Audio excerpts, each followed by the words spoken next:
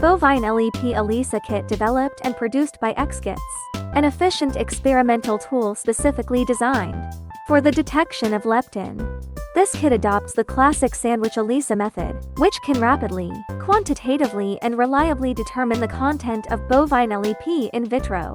ExKits provides researchers with a variety of key technical parameters for the kit, including detection sensitivity, detection range, standard curve date. This is followed by the detailed and simple operation steps of this kit. Firstly, prepare the samples and serially diluted standards. Add standards or samples to each well and incubate. After, discard the liquid. Add biotinylated detection antibody working solution, and incubate, then washing the plate 3 times. Add HRP conjugated working solution and incubate. Discard the liquid, then wash the plate 5 times. Next, add TMB substrate reagent. Incubate for 15 minutes, and immediately add stop solution. After that, you can measure the absorbance and calculate the results of your experiment. More product information can be found on ExKits website. If you have any questions, you can contact us via email. Thank you for watching, and wish you a smooth experiment.